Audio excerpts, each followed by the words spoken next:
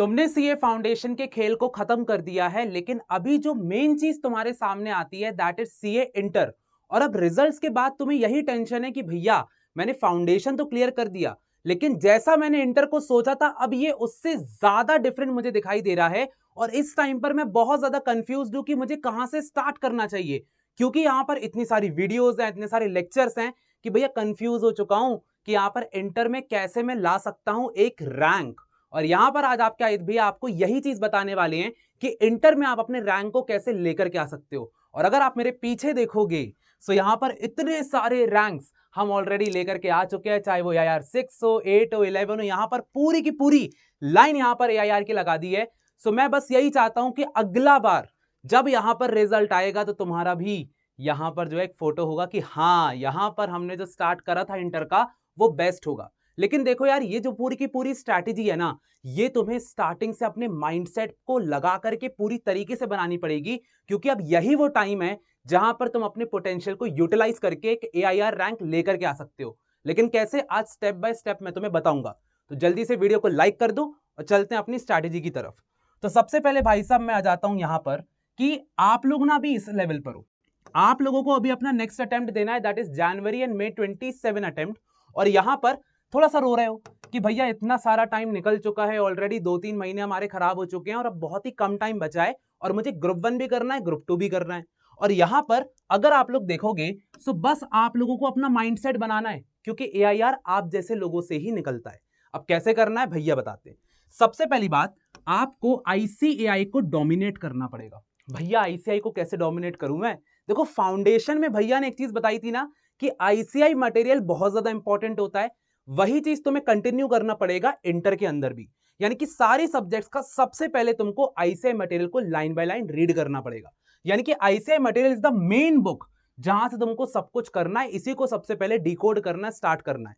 उसके बाद फिर ICAI में जो तुम्हें प्रैक्टिस दिया रहता है उसको तुम्हें बहुत अच्छे से करना है। यानी कि ICAI material should be your first priority, जिसको तुम्हें सबसे पहले खत्म करना है। एक बार तुम्हारा ICAI मटेरियल होगा ना, अब तुम्हारे अंदर पता क्या चीज आएगी कि भैया मैं पढ़ाई तो कर रहा हूं लेकिन ना मैं भूलता चला जा रहा हूं, क्योंकि इंटर में इतने सारे सब्जेक्ट्स हैं, तो टैकल कैसे किया जाए। तो सबसे पहली बात, अगर तुम सबसे पहले लॉ उठाते हो जो कि G1 यानी कि ग्रुप 1 का सब्जेक्ट है, तो फिर ग्रुप 2 में चले जाओ, वहां पर हो सकता है तुम ऑडिटिंग उठा लो। तो यहां पर क्या होता है ना कि तुम्हें एक ऐसा बैलेंस बनाना पड़ेगा ग्रुप 1 और ग्रुप 2 के बीच में।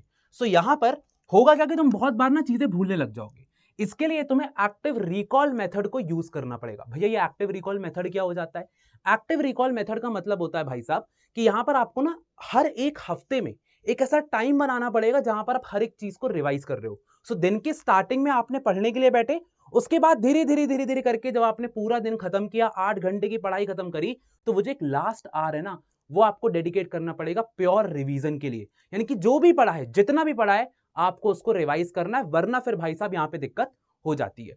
एक बार आपने ये चीज रिकॉल कर ली एक दिन, फिर हफ्ते में संडे टू संडे एक रिचुअल बना लो कि रात को भाई मुझे रिवाइज करना ही करना है। उससे क्या होगा कि जितना रिवाइज करोगे यहां पर चीजें बैठने लग जाएंगी। अब बात आती है भैया कि यहां पर इतनी सारी चीजें इंटर के अंदर में है, तो भैया मैं कैसे इनको सॉल्व आउट करूंगा? तो इसके लिए एक और चीज भाई साहब बहुत ज्यादा इंपॉर्टेंट है, दैट इज कि यहां पर आप लोग देख सकते हो कि भैया अनअकैडमी की जो बैचेज हैं वो ऑलरेडी यहां पर लाइव है, सारे के सारे AIRs यहां पर आ चुके हैं। और यहां पर मैं आपको एक बहुत ही सीक्रेट बात बताता हूं। तो जैसा कि आप सभी लोग देख सकते हो कि यहां पर भाई साहब 38 AIRs, ओ माय गॉड, यहां पर हम लोग लेकर के आ चुके हैं 4380 प्लस लर्नर्स को यहां पर पास करा दिया। और भैया आपके पर सारे के सारे मार्क्स आपके सामने हैं कि भैया अनअकैडमी के जो रिजल्ट्स है वो हमेशा की तरह बहुत बेस्ट आए हैं। इसके लिए भाई साहब आपके सामने ना बहुत अच्छी एक अपॉर्चुनिटी है कि अब यहाँ पर ना अभी 60% ऑफ चल रहा है। यहाँ पर मैं आपको दिखाता हूँ, थोड़ा सा ये हो जाए, हाँ होना तो चाहिए इसको, अभी नहीं जा रहा ये।